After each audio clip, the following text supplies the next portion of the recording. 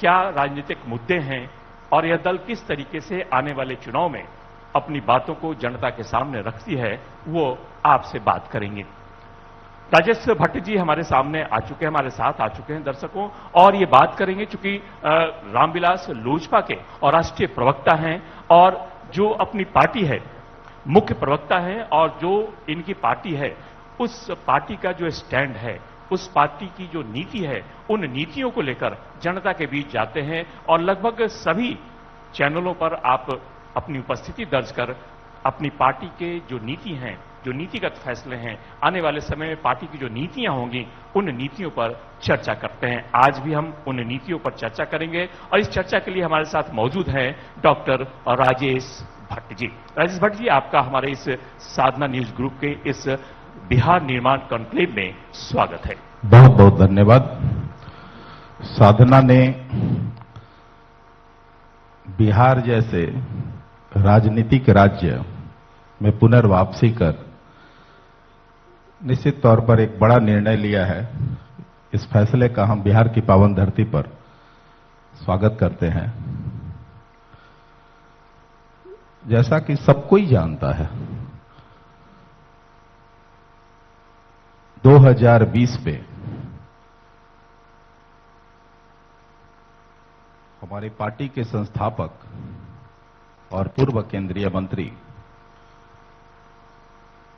स्वर्गीय रामविलास पासवान जी ने लोक जनशक्ति पार्टी की स्थापना की थी और जिन नीतियों और सिद्धांतों को लेकर वो आगे बढ़े, उसका मकसद था कि समाज के अंतिम पंक्ति में खड़ा वो व्यक्ति जो सामाजिक धारा से बिल्कुल अलग है, उसको मुख्य धारा में लाने का।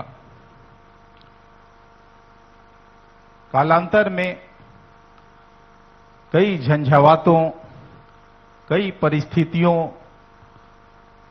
के बाद अब हम 2025 में पहुंचे हैं और अब उन नीतियों और सिद्धांतों को लेकर पार्टी के राष्ट्रीय अध्यक्ष सह केंद्रीय मंत्री श्री चिराग पासवान जी आगे बढ़ रहे हैं। सर्वविदित है कि लोक जनशक्ति पार्टी रामविलास, जो अब इस नाम से जाना जा रहा है, वह बिहार फर्स्ट और बिहारी फर्स्ट के विजन के साथ बिहार में आगे बढ़ रही है। बिहार फर्स्ट जैसे ही हम कहते हैं, इस बात का अभिप्राय हो जाता है कि हम बिहार को पहले पायदान पर ले जाना चाहते हैं, चाहे वो शिक्षा के क्षेत्र हो, चिकित्सा का क्षेत्र हो, रोजगार का क्षेत्र हो, युवाओं की बात हो, छात्रों की बात हो, महिलाओं की बात हो, बुजुर्गों की बात हो, उद्योग धंधों की बात हो। हम चाहते हैं कि बिहार पहला पायदान पर जाए। यही स्वर्णिम बिहार था जिससे पूरे देश ही नहीं वरन पूरे विश्व में शिक्षा का अलग नालंदा से एक बार जगह था और बिहार शिक्षा के लिए जाना जाता था, चिकित्सा के लिए जाना जाता था, गणित के लिए जाना जाता था। यह आर्यभट्ट की पावन धरती है। मैं नमन करता हूं जिसने शून्य दिया। पूरे विश्व में जिसकी चर्चा होती है, हम उस बिहार को कहां देख रहे हैं? आज बिहार कुछ राजनीतिक कारणों से, कुछ राजनीतिक लोगों के कारण, जो आज 50 वर्षों तक, अभी माननीय उप मुख्यमंत्री सम्राट चौधरी जी बता रहे थे कि हम कहां कितने वर्षों पीछे गए हैं। मेट्रो की उन्होंने बात की, तो मेट्रो की बात उन्होंने कहने के दौरान कहा कि 100 पीछे हम बिहार चल रहे हैं। आज हम मेट्रो लेके आ रहे हैं, जब दुनिया के कई देशों में मेट्रो बहुत पहले शुरुआत हो गई थी। तो हमारे पार्टी के राष्ट्रीय अध्यक्ष का जो नीतिगत फैसला है कि बिहार कैसे पहले पायदान पर जाए, बिहारी कैसे पहले पायदान पर जाएं, लगातार वो कई मंचों से कहते रहते हैं कि इसी बिहार के लोग बिहार से बाहर कई अन्य प्रदेशों की अर्थव्यवस्था को सुधारने में अपने कड़ी मेहनत से एक मजबूत वहां का व्यवस्था बनाने में, जिसे हम विकसित प्रदेश के रूप में देख रहे हैं आज, इसी बिहारियों की देन है। तो बिहार क्यों नहीं? जब बिहार के प्रतिभा का उपयोग कर कई प्रदेश आगे बढ़ रहे हैं, तो बिहार क्यों नहीं? बिहार में जो पलायन हुआ, आपने देखा होगा कि 90 के दशक में एक आंधी चली जंगल राज के दौरान, यहां से व्यवसायी भागे, व्यवसाय चला गया, लोग शिक्षा का ऐसा कबाड़ा कर दिया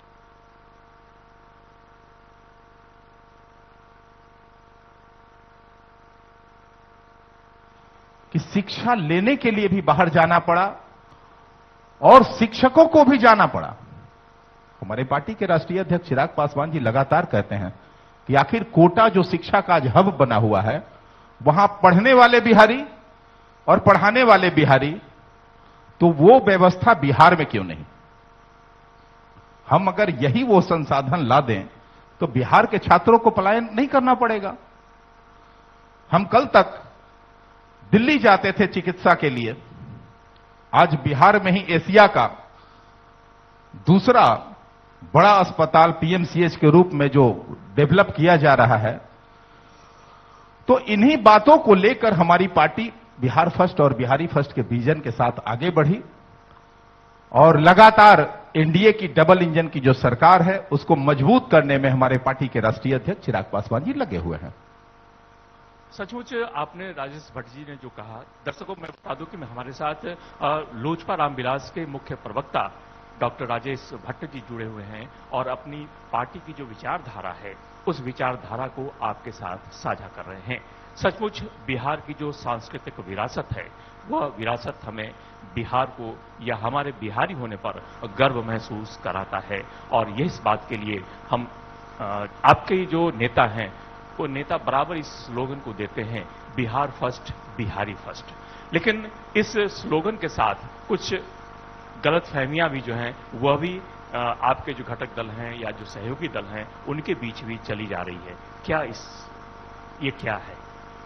नहीं, देखिए कोई गलतफहमी नहीं है। हम एनडीए के एक मजबूत और जिम्मेवार सहयोगी घटक दल हैं और एनडीए कैसे मजबूत हो, हम इसकी परिकल्पना के साथ अपनी मजबूत तैयारी कर रहे हैं। बिहार में लगातार हमारे पार्टी के राष्ट्रीय अध्यक्ष कहते हैं, कई मंचों से उन्होंने कहा है कि हम 243 सीटों पर तैयारी कर रहे हैं। अब 243 सीटों पर जैसे ही तैयारी की बात हम कहते हैं, यही तो कंफ्यूजन ले आता तो है विपक्ष जो है बौखलाहट में कुछ अलग अलग बयानों को अलग अलग इंटरप्रिटेशन करने लगता है। मतलब यह है कि 243 पर जो हमारी मुकम्मल तैयारी है, देखिए है क्या कि गठबंधन धर्म में कौन सीट किस घटक दल को मिलेगा, यह कहना पूर्व से बहुत ही मुश्किल है। और जो हमारे पाले में सीट आएगा, चूंकि हम 2020 में हम अलग लड़े थे, तो हमारी कोई मुकम्मल पहले से फिक्स सीट नहीं है।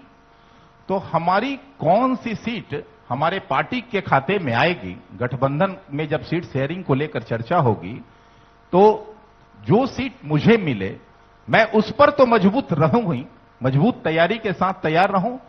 और जिन सीटों पर हमारे सहयोगी घटक दल के लोग लड़े, उन सीटों पर अपने मजबूत सहयोगी प्रत्याशियों को,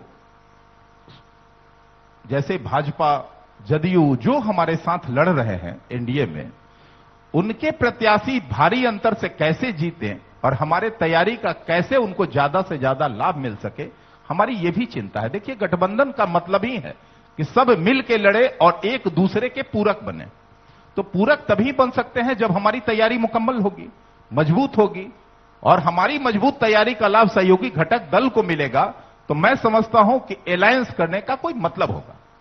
तो अलायंस का लाभ हमारे सहयोगी घटक दल को कैसे मिले, इसके लिए हम 243 सीटों पर अपनी मुकम्मल तैयारी, मजबूत तैयारी के साथ 2025 चुनाव में जा रहे हैं।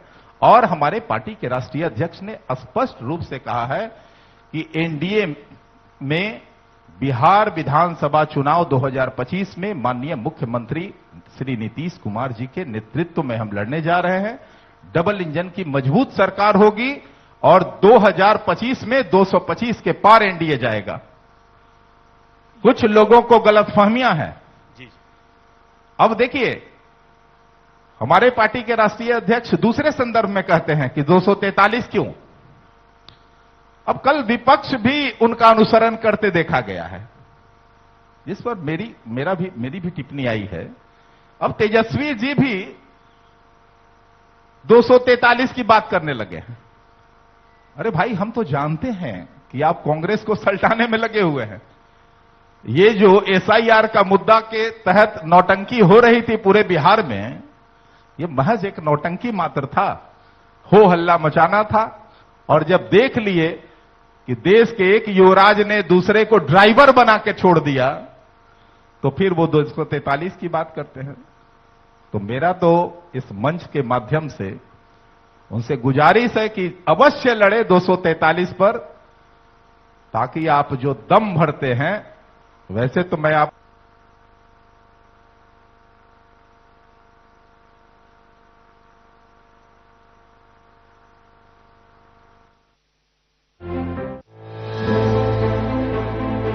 कि 225 का एनडीए यह हाल रहा तो 243 सीटों पर एनडीए की भारी मतों से जीत होगी और विपक्ष का कोई नामो निशान नहीं बच जाएगा। तो दर्शकों देखिए, जो हमारे साथ रामविलास लोजपा रामविलास के मुख्य प्रवक्ता है राजेश भट्ट, इन्होंने स्पष्ट किया है कि जो 2025 में चुनाव होंगे, चूंकि यह चुनावी वर्ष है तो सभी राजनीतिक पार्टियां अपनी बातों को, अपनी नीतियों को जनता के सामने रखती है। अब यह देखना होगा कि किस तरीके से जनता इन नीतियों पर कितना विश्वास करती है और किसके नाम पर मुहर लगाती है। लेकिन एक बात तो लोजपा रामविलास के जो मुख्य प्रवक्ता हैं, इन्होंने स्पष्ट कर दिया है कि जो 243 सीटों की बात आती है और इसमें जो कंफ्यूजन है, वह कंफ्यूजन कहीं भी नहीं है। और किसी भी जो एनडीए के घटक दल हैं, इन सभी घटक दलों में एकजुटता है। और भले ही वह कुछ सीटों पर लड़े, लेकिन उनके उम्मीदवार कुछ सीटों पर होंगे, लेकिन पूरी तरह से 243 उम्मीदवार इस पूरे एनडीए के घटक दल के हैं। और उन घटक दलों के जो सहयोगी हैं, वो एक साथ मजबूती के साथ मिलकर चुनाव में जाएंगे। क्या राजेश भट्ट जी आपका? बिल्कुल। देखिए, एनडीए पूरी एकजुट है, एक उद्देश्य को लेकर चल रही है कि बिहार का विकास कैसे हो। यहां राजपाट से किसी को कोई मतलब नहीं है।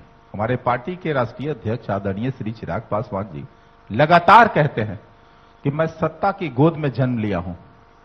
जब से आंख खोला, मेरे पिताजी केंद्रीय मंत्री रहे, तो सत्ता को बहुत करीब से उन्हें देखने का मौका मिला है, सत्ता को समझने का मौका मिला है। राजनीति में ही वो घुले मिले हैं। तो लगातार ये बात वो कहते हैं कि कुर्सी मेरे लिए महत्व नहीं रखता, बिहार का विकास महत्व रखता है। बिहार कैसे पहले पायदान पर जाए, बिहार कैसे आगे बढ़े, बिहार कैसे विकसित बिहार हो। 2047 का जो देश के यशस्वी प्रधानमंत्री आदरणीय श्री नरेंद्र मोदी जी ने लक्ष्य रखा है विकसित भारत का, तो बिहार अगर विकसित नहीं होता है तो वो भारत विकसित नहीं हो पाएगा। तो यह हमारी चिंता है, मुख्य चिंता यह है कि बिहार विकसित भारत के साथ कदम से कदम मिलाकर विकसित बिहार के रूप में जब आगे बढ़ेगा, तभी देश की विकसित जो परिकल्पना के साथ हमारी एनडीए सरकार जो देख रही है, देश के यशस्वी प्रधानमंत्री जी की जो सोच है, उस सोच को संबल मिलेगा और देश विकसित भारत के रूप में देखा जाएगा। दर्शकों देखिए, हमारा आज का जो यह मंच सजा है, यह मंच है साधना प्लस न्यूज के रिलॉन्चिंग का। और साधना ग्रुप के सभी चैनलों पर यह कार्यक्रम आप देख रहे हैं। आज इस मंच के जरिए सभी राजनीतिक दलों द्वारा अपनी बातों को आप दर्शकों के सामने साझा किया जाएगा। और चूंकि यह चुनावी वर्ष है, इसलिए सभी राजनीतिक दलों द्वारा इस चुनावी वर्ष में अपने अपने मुद्दों पर चर्चा होगी, बातें होंगी। और हमारे साथ इस वक्त चर्चा के लिए मौजूद हैं लोजपा रामविलास के मुख्य प्रवक्ता राजेश भट्ट जी। आपने जिस तरीके से कहा कि 243 सीटें जो हैं बिहार की, उन सभी सीटों पर एकजुटता के साथ जो है वह एनडीए इस चुनाव में जाने वाला है।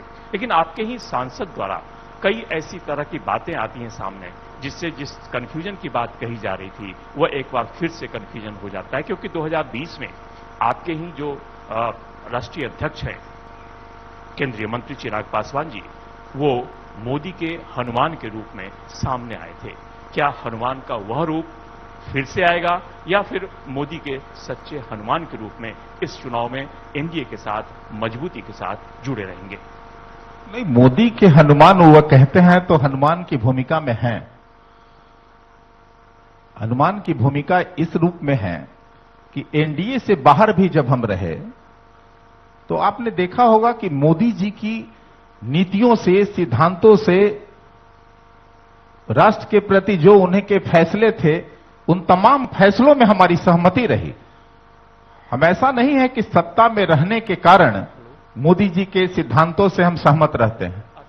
मोदी जी की जो विकसित सोच है, जो दूरदर्शी नीति है, उन नीतियों के हमेशा हम पक्षधर रहे हैं, सहमत रहे हैं, चाहे एनडीए में हैं, चाहे एनडीए से बाहर हैं। और अब तो एनडीए में है।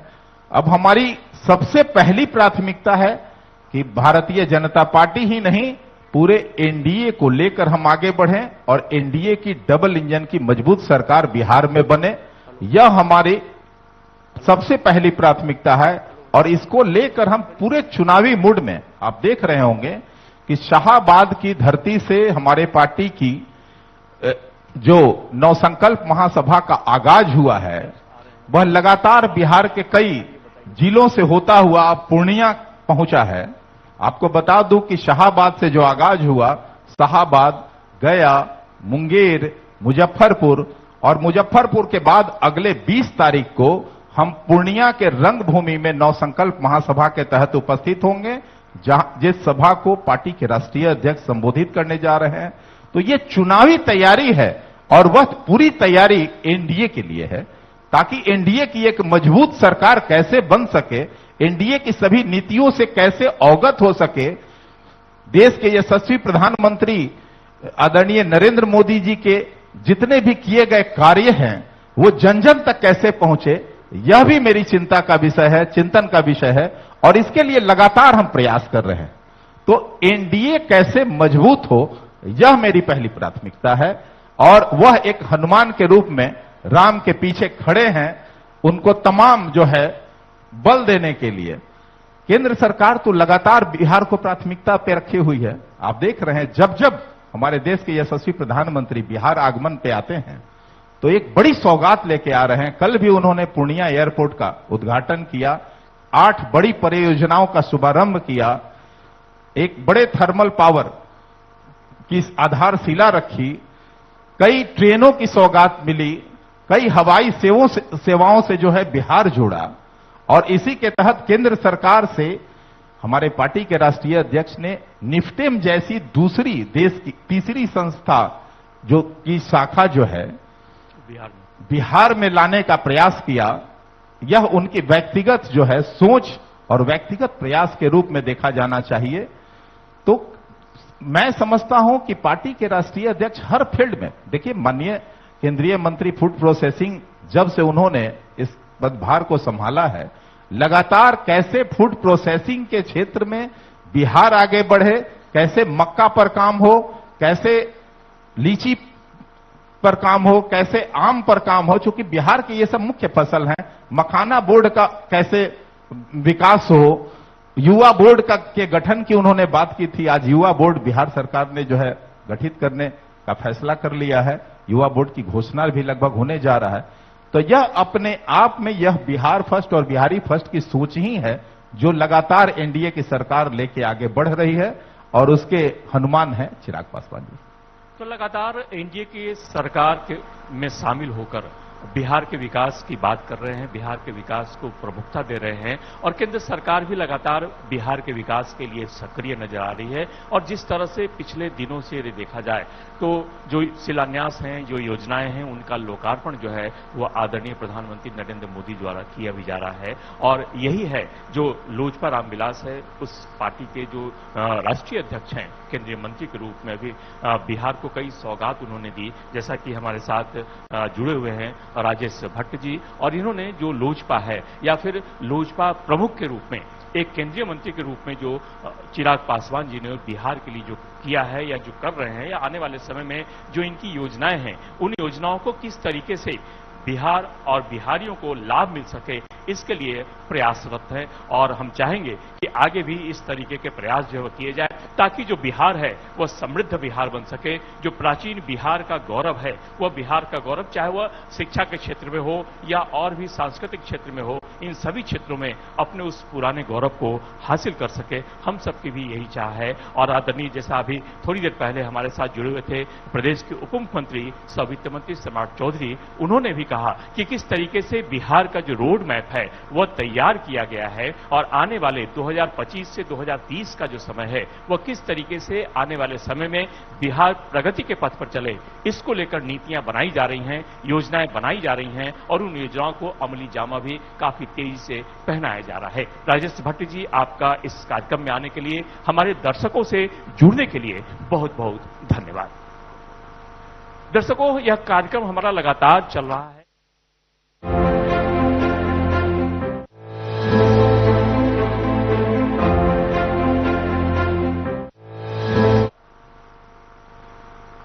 जो आने वाली शख्सियत है वह यदि देखें तो बिहार में एक नई ऊर्जा को लेकर पूरे बिहार में ये घूम रहे हैं और हमारे बीच अब थोड़ी देर में मुकेश सहनी जी मौजूद होंगे, जो विकासशील इंसान पार्टी के सुप्रीमो हैं और जो इंडिया गठबंधन है उस इंडिया गठबंधन के एक मजबूत साझेदार हैं और इस साझेदारी में बिहार के चुनाव में उतरने जा रहे हैं। और जो बिहार का जो विकास है, इस विकास को किस तरीके से आगे लाया जाए, किस तरीके से बिहार को प्रगति पथ पर लाया जाए, इसके लिए जो इंडिया गठबंधन है उस इंडिया गठबंधन का क्या राय है, इंडिया गठबंधन की क्या नीतियां हैं, इसको हमारे साथ साझा करेंगे। और हमारे साथ इस बीच अब आने वाले हैं थोड़ी देर में मुकेश सहनी जी। दर्शकों, एक छोटा सा ब्रेक और इस ब्रेक के बाद मिलते हैं और बात करते हैं मुकेश सहनी जी से बिहार निर्माण कॉन्क्लेव में।